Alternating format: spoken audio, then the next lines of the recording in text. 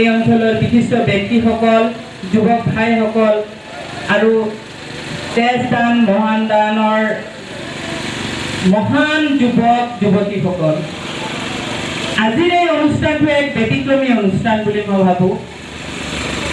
এই অনুষ্ঠানৰ জৰিয়তে আমাৰ সমাজত এক ভাল বাৰ্তা দিয়াৰ কাৰণেই এই আজিৰ সভাখন অনুষ্ঠিত হৈছে। যি সময়ত উশৃংখল যুৱ মানসিকতা আমি দেখা পাওঁ, সেই সময়তে কেইজনমান মহান যুৱক যুৱতীৰ কাৰ্যই সঁচাকৈ আমাক আনন্দিত কৰিছে যে তেওঁলোকে তেজ দান কৰি বহু মুমূৰ্ষু ব্যক্তিক তেওঁলোকে জীৱন দান দিছে। মই নিজে দুবাৰমান তেজ দিছোঁ। মই তেজ দিছোঁ মোৰ শাহু মাক মই তেজ দিবলগীয়া হৈছিল। তেজ যেতিয়া আপুনি দিয়ে তেতিয়া চাবচোন বেজীটো অলপ ডাঙৰ হয়।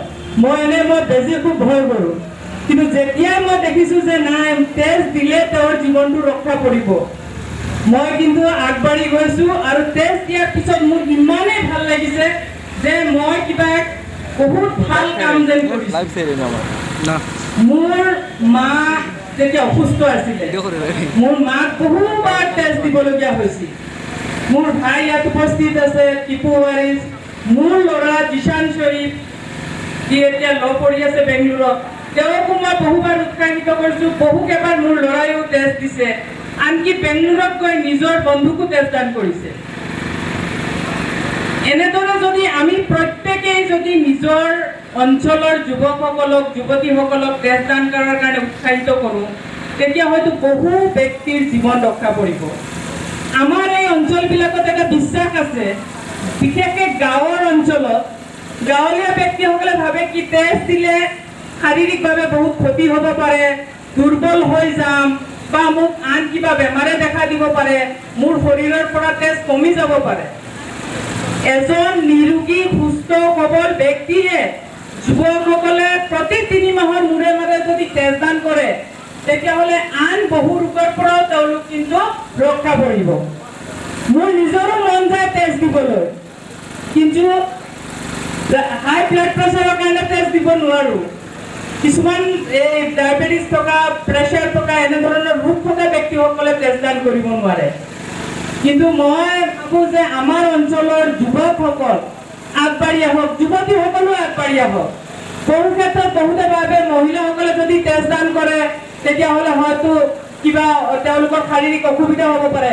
হয়, প্ৰায় সময়ত দেখা যায় যে মহিলাসকলৰ শৰীৰত হিমোগ্ল'বিনৰ পাৰ্চেণ্টেজটো কম থাকে, কিন্তু তথাপিও যদি সুস্থ সবল যদি এগৰাকী মহিলা হয়, সুস্থ সবল যদি এগৰাকী যুৱতী হয়, তেওঁ তেজ দান কৰিব পাৰে। গতিকে তেজ দান কৰিলে কোনো ক্ষতি, শাৰীৰিকভাৱে কোনো ক্ষতিয়েই নহয়। গতিকে এই যিটো বাৰ্তা আজি সমাজত দিয়া হৈ আছে, যিটো বাৰ্তা গৈছে, এইটো এক মহান বাৰ্তা বুলি মই ভাবোঁ। সকলো যুৱক যুৱতী উৎসাহিত হৈ আপোনালোক আগবাঢ়ি আহক। আৰু যিসকল যুৱক যুৱতীয়ে ইতিমধ্যে প্ৰায় 500ৰো অধিক মুমূৰ্ষু ব্যক্তিক জীৱন দান কৰিছে, সেইসকলক মই মোৰ অন্তৰৰ ফালৰ পৰা কৃতজ্ঞতা আৰু ধন্যবাদ জ্ঞাপন কৰিছোঁ। অহা দিনত তেখেতসকলে নিশ্চয় এনেধৰণে আৰু বহু যুৱক যুৱতীসকলক উৎসাহিত কৰিব। এই যিসকল যুৱক যুৱতীয়ে এই কামত লাগি আছে, তেখেতসকলক মই কৈছোঁ যে আপোনালোকে এটা ছ'চাইটি গঠন কৰক আৰু এইটো ৰেজিষ্টাৰ কৰাৰ ক্ষেত্ৰত যিখিনি আইনীভাৱে যিখিনি সহায় সহযোগিতা লাগে মই কৰাৰ কাৰণে কিন্তু প্ৰস্তুত। আপোনালোকে কৰক, আমাৰ প্ৰয়োজন আছে। আমাৰ এই গোটা অঞ্চলটো হোজাই জিলাত 3টা সমষ্টি, এই 3টা সমষ্টিত প্ৰতিদিনেই চাব কিবা নহয় কিবা কাৰণত ক'ৰবাত মানুহ দুৰ্ঘটনাগ্ৰস্ত হৈছে, এক্সিডেণ্ট হোৱাৰ পিছত মানুহজনক হস্পিটেলত লৈ যোৱা হৈছে, হঠাৎ তেজৰ প্ৰয়োজন হৈছে, কোনোবা মহিলা সন্তান প্ৰসৱ কৰিছে, তেওঁক তেজৰ প্ৰয়োজন হৈছে। গতিকে এনে ব্যক্তিসকলক আপোনালোকে তেজ দান কৰি তেওঁলোকৰ জীৱন আপোনালোকে বচাওক।